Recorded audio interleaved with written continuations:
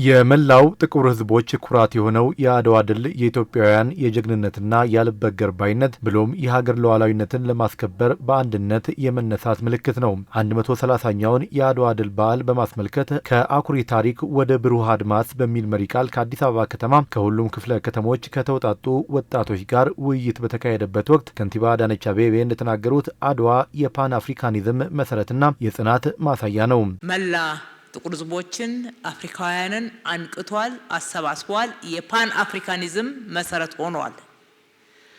አድዋ የጽናት ማሳያ ነው። አድዋ የሀገር ፍቅር፣ የሀገር ክብር ማሳያ ነው። አድዋ የአንድነት ኃይል ማሳያ ነው። አድዋ አደራ ነው ለኛ ለዛሬ ትውልድ ማለት ነው። የአድዋ ድል በታላቅነቱ ልክ ታሪኩ እየተወሳና እየተዘከረ ከመቆየት ይልቅ በየዘመኑ ታሪኩ እየደበዘዘ አልፎም የልዩነት ምንጭ የሆነ መቆየቱን የተናገሩት ከንቲባ አዳነች ከ128 ዓመት በኋላ ግን ታሪኩን በሚመጥን ልክ እንዲዘከር እየተደረገ መሆኑን ገልጸዋል። ትንሽ አቧራ የተነሰነሰበትን ታሪክ ከስንት ዓመት በኋላ ይሄማ በእኛ ብሔራዊ ኩራትነት ብቻ የሚጠቀስ ሳይሆን የጥቁር ህዝቦች ቀንዲል ነው፣ የጋራ ታሪክ ነው ብሎ ከፍ አደረገው። እዚህ መታሰቢያ ሰራ ብቻ ሳይሆን መታሰቢያውን ሰራ። እነኛ ጀግኖች ለአድዋ የተዋደቁ ጀግኖች ሐውልት ተሰራላቸው። ይሄ በብሔራዊ ደረጃ የሚከበር በዓል ስለሆነ ትልቅ ታሪካችን ስለሆነ መከላከያ በባለቤትነት ይዞት ከፍ ተብሎ መከበር አለበት ሲባል አንደኛ ይሄ የአድዋ ድል መታሰቢያ መጀመሪያ ትውልዱን አስታረቀ። በአድዋ በዓል አከባበር ላይና እሳቤዎች ላይ ሲጣላ ነበር። እውነተኛው ታሪክ ፍንትው ብሎ ማንም አዳዲስ ነገር ሳይጨምርበት መረጃዎችን ሰብስቦ እዚህ ሰነደው። ታሪክ ከዚህ ቤት ይገለጣል። እውነት አስታረቀን ማለት ነው። ከአድዋ ድል በርካታ ተሞክሮዎችና ትምህርቶች እንደሚገኙ የተናገሩት ከንቲባዋ ድሉ በጽኑ ተጋድሎ ከተገኘ በኋላ ሀገርን በኢኮኖሚ ለማሳደግና ሉዓላዊነትን ለመጠበቅ የሚያስችል ጠንካራ አቋምን ከመገንባት ይልቅ ወደ እርስ በርስ ሽኩቻ የተገባበት መንገድ እንዳይደገም ልንማርበት የሚገባ ነው ብለዋል። ከአድዋ ዋናው አንድነትና የውስጥ ልዩነትን ጠበብ አድርጎ ተነጋግሮ ተመካክሮ ተግባብቶ ለውጪ ጠላት ክፍተት በማይሰጥ ባንዳን ከውስጥ በጋራ ተዋግቶ ባዳን መከላከልን በደንብ አጠናክሮ መሄድ ሲቻል በወቅቱ የእርስ በርስ ጉዳይ ድክመት ሆነብንና ያንን ጀግና ህዝብ ለዛች ጊዜም ቢሆን እንደገና አስደፈረ ማለት ነው።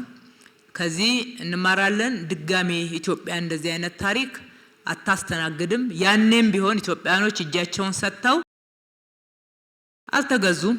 እዛም እዚህም እየሞቱ ብዙ ዋጋ ከፍለው እንደገና መልሰዋቸዋል። ልዩነትን ወደ ጎን ብሎ በአንድነት መቆም አሸናፊ እንደሚያደርግ እንዲሁም የአሁን ጊዜው አርበኝነት ኢኮኖሚያዊ ሉዓላዊነትን ማስከበርና ዘላቂ ሰላምን ማስፈን መሆኑን ከአድዋ ድል የዛሬው ትውልድ የሚማራቸው ጉዳዮች መሆናቸውንም ነው ከንቲባ አዳነች አቤቤ የተናገሩት። የመደመር እሳቤ ሰብሰብ ብለን በጋራ እንቁም ነው።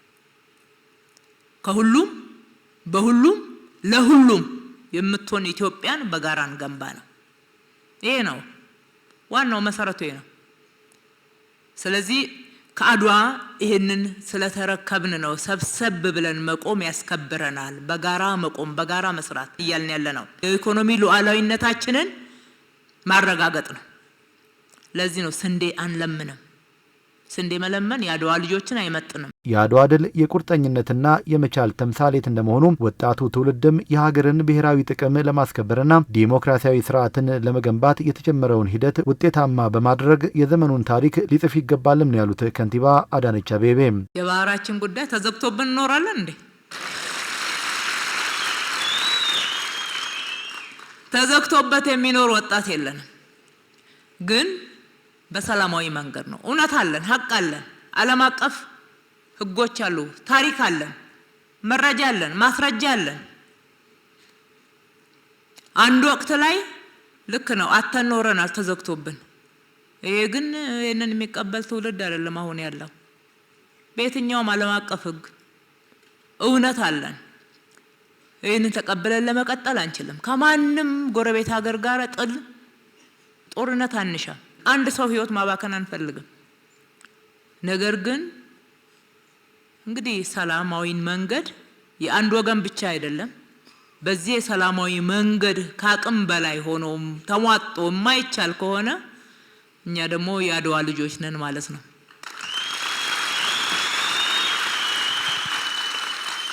ምርጫ ሰላማዊ ሆኖ መጠናቀቅ የኢትዮጵያን ብቃት የኢትዮጵያን ክብር ያረጋግጣል። ከምንም በላይ ብልጽግና ይመረጥ ሌላ ይመረጥ አይመረጥ አይደለም። ምርጫ የአንድ ዙር መሪዎችን የመምረጥ ጉዳይ ብቻ አይደለም። አይችሉም ጥቁሮች የሚያውቁት መፈንቅለ መንግስት ነው፣ መሪያቸውን ማዋረድ ነው፣ እርስ በርስ መከፋፈል ነው፣ በሴራ ፖለቲካ መከፋፈል ነው፣ መበታተን ነው የተባለው ትርክት በኢትዮጵያኖች በደንብ እየተሰበረ እንደ አድዋ ለአፍሪካኖች የሚፈነጥቅ ጮራ ሆኖ እንዲጠናቀቅ ወጣቶች ኃላፊነታችሁን ተወጡ። በመድረኩ የአድዋ አደራ፣ አንድነት፣ ሉዓላዊነትና ማንሰራራት በሚሉ ጉዳዮች ዙሪያ ሰፊ ውይይት ተካሂዷል።